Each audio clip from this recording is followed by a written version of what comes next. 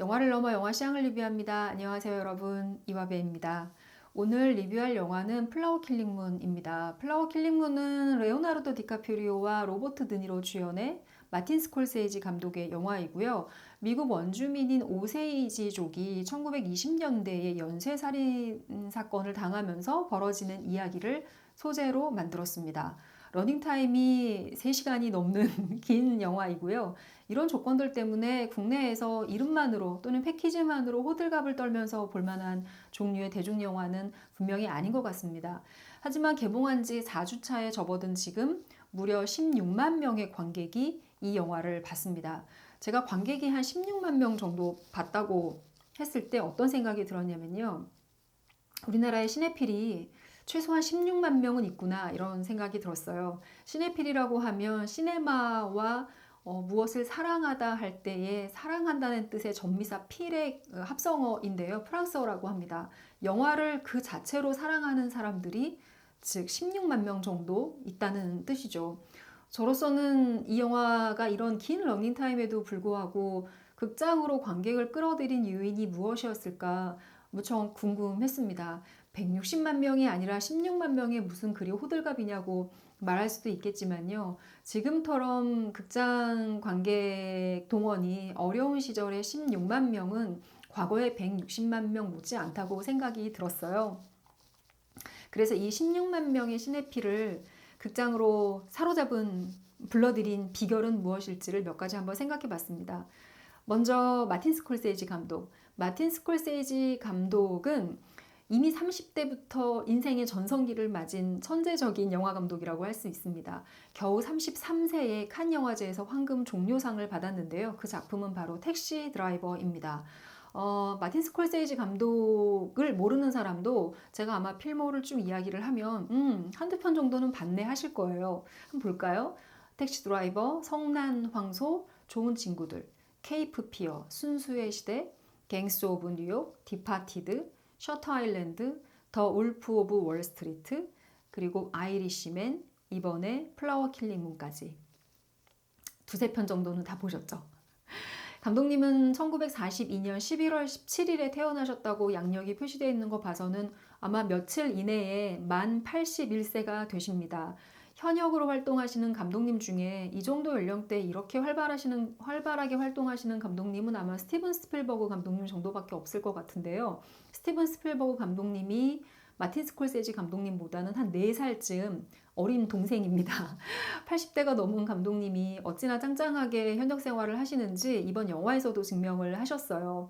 감독님의 캐릭터를 상징하는 하이톤의 허스키하면서도 빠른 말투, 그리고 눈은 엄청 장난꾸러기 같은 표정을 잘 지으시는데 영화 속에서도 카메오로 또 등장을 하십니다. 나 아직 건재하다 이러는 것을 전 세계 영화필들에게 마치 과시하는 것처럼 보였고요. 감독님의 모습을 영화 속에서 잠깐이나마 확인하는 것도 깨알 즐거움이기도 했습니다.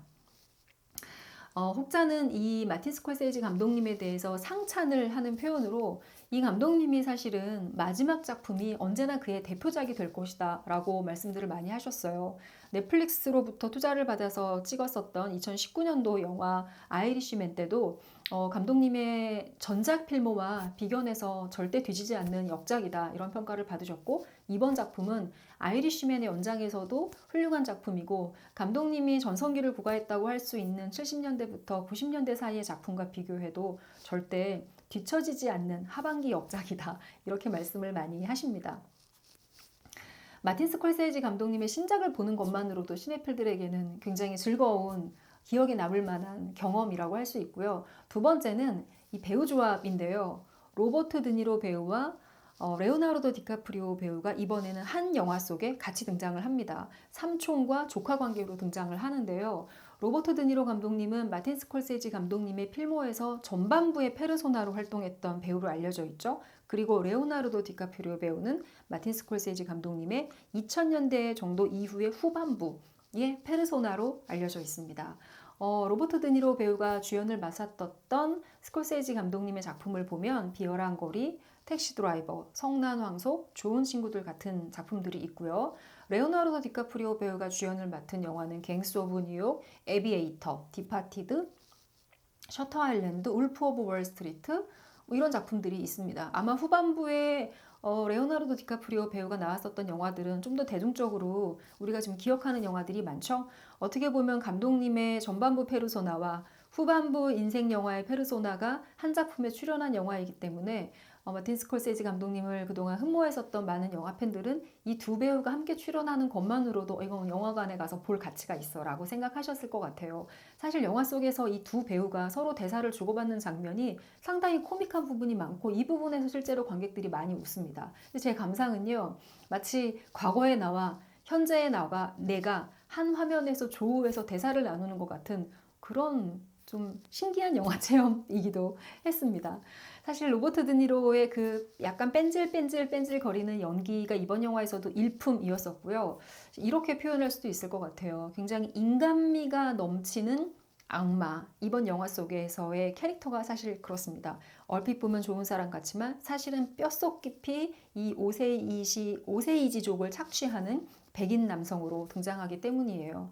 그리고 레오나르도 디카프리오는요, 역대급으로 정말 못생긴 연기를 했습니다. 그래서 표정 연기가 정말 일품인데요. 아마 영화 속에서는 적당히 분장을 해서 좀 어눌한 느낌을 준 것 같아요. 역대급 어정쩡한 표정입니다. 이것도 아니고 저것도 아닌 영화 속에서도 실제로 갈팡질팡하는 인물이거든요. 그런 표정 연기가 아주 일품이어서 정말 잘생긴 못난이 같은 역할을 제대로 소화를 했습니다. 이 두 배우의 티키타카를 보는 맛이 영화의 주요 또 재미이기도 했고요.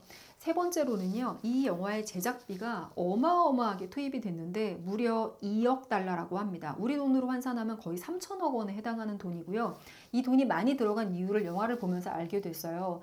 1920년대를 시대고증을 해야 하고 지금은 많이 알려지지 않은 그 당시에 인디언한의 한 부족 오세이지족의 생활 모습을 재현을 했는데 그 모습이 굉장히 풍성하게 그리고 윤기나게 재현이 되어 있습니다.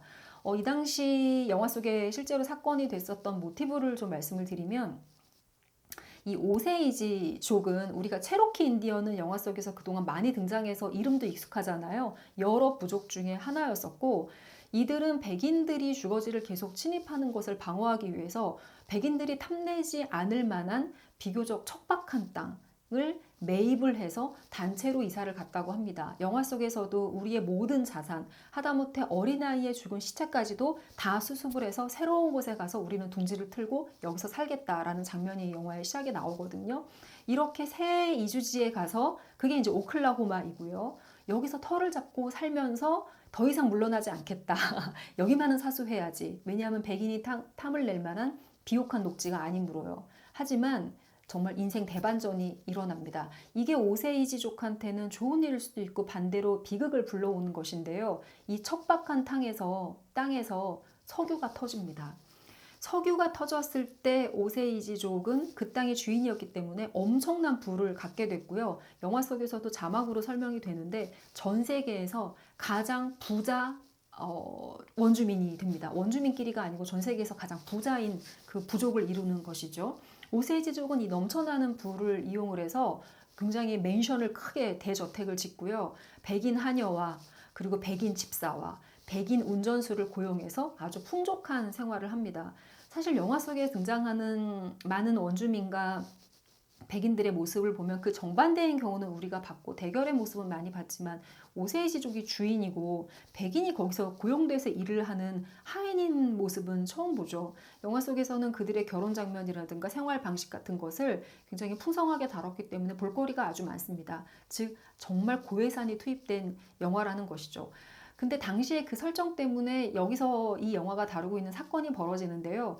석유가 오세이지족이 사는 곳에서 터진 것을 백인들은 정말 불만의 시선으로 바라봅니다. 신이 엉뚱한 사람들에게 선물을 줬다고 생각하고요. 자기들은 너무 열심히 일을 하는 거에 비해서 저 인디언 원주민들은 일도 안 하면서 저 부를 누린다고 해서 시기 질투를 하고 영화 속의 설정도 그렇고 우리 주인공의 역할도 그런데요. 이런 젊은 백인 남자들이 원주민 여성들과 결혼을 해서 차츰차츰 그 재산을 빼돌립니다. 그 방법이 바로 자기 아내를 살해하는 방식입니다. 그래서 원주민 여성들이 또 많은 원주민 남성들이 이름 모를 원인 불명의 이유로 자꾸 죽어나가요. 살해를 당하기도 하고 마치 사고인 것처럼 위장이 돼서 죽거나 하는데 그게 바로 이런 백인 남자들이 원주민의 재산을 공식적으로 뺏기 위해서 실제로 친족 살해를 벌이는 것이죠. 극장에서 봐야 할 영화로 이 작품이 포지션이 됐다는 것도 아마 많은 관객한테 어필이 된 것 같습니다. 이 영화는 높은 제작비 때문에 파라마운트가 단독으로 영화를 투자하지를 못했고요. 애플 TV가 공동 투자를 해서 이 작품은 극장 개봉 후에 일정한 시간이 흐르면 애플 TV 플러스에서 OTT죠. 론칭이 되게 지금 짜여져 있습니다. 그러다 보니 국내의 시네필 입장에서는 사실 이게 애플 TV가 아니라 넷플릭스였으면 조금 상황이 달라졌을 수도 있을 것 같아요. 왜냐하면 극장 개봉하고 나서 짧게는 한 일주일 또는 한 2주 정도의 간격을 두고 그동안 넷플릭스 영화들이 넷플릭스에서 온에어가 됐었기 때문에 극장에서 보지 못하더라도 잠깐 기다리면 집안에서 편리하게 넷플릭스를 이용해서 추가 비용 없이 영화를 볼 수 있다고 생각을 하셨을 테니까요. 하지만 이 영화는 애플 TV 플러스에서 론칭이 예정이 되어 있고요. 국내 애플 TV 가입자가 생각보다 그렇게 많지가 않습니다.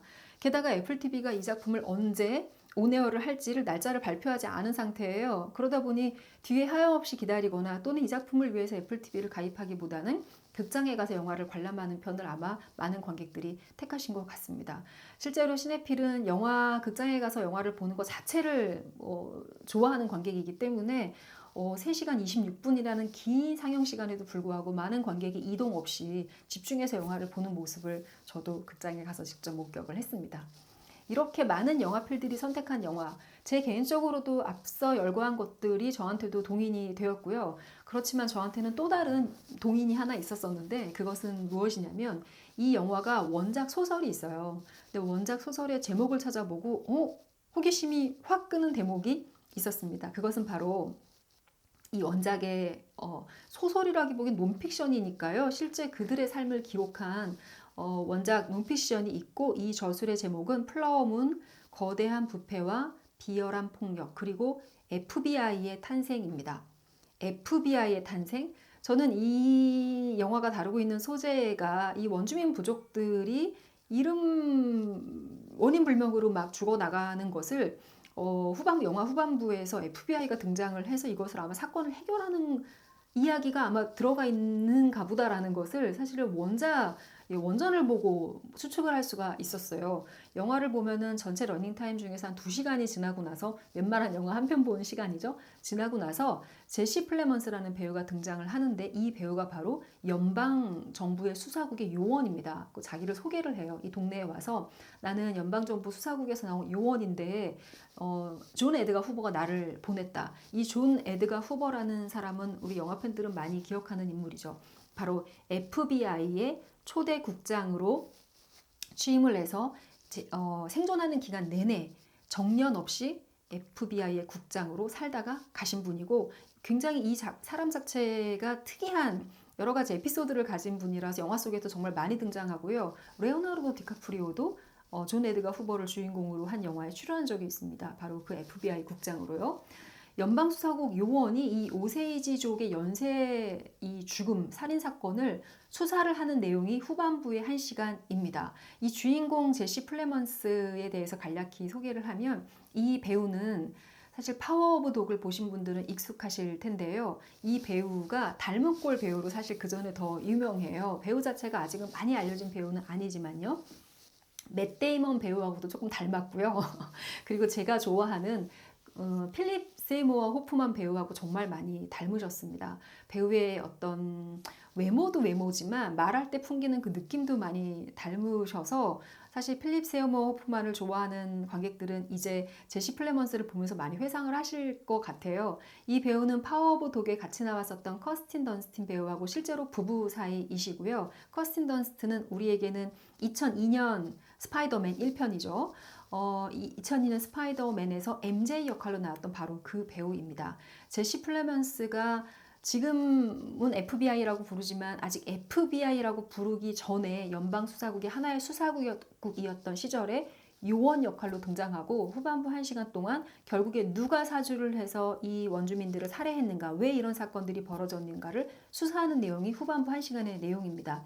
그러니까 이 영화는 전반부 2시간은 이런 사건이 일어나게 된 것을 이 두 사람의 관계와 또 다른 주인공인 원주민 여성을 통해서 전개를 하고 뒤에 1시간은 이 사건을 수사하는 내용인데요. 바로 이 오세지족의 연쇄살인 사건이 훗날 이 연방수사국이 FBI라는 강력한 조직으로 정확하게 창설이 되게 한 어떤 좋은 계기를 마련해 준 사건이라고 합니다. 그러니까 실제로 이 사건을 계기로 존 에드가 후보가 각 카운티나 지역에서 벌어지는 각 스테이트에서 벌어지는 사건을 연방정부가 대응하기 위해서는 연방 에이전트가 필요하다라고 생각을 해서 이렇게 뭐 확대돼서 지금의 FBI가 나왔다고 하니까 범죄 수사물, 네, 라는 그런 작품의 성격이 저는 더 확 다가와서 단순히 그냥 원주민과 얽힌 어떤 드라마이구나, 시대물이구나 라는 생각에서 이건 범죄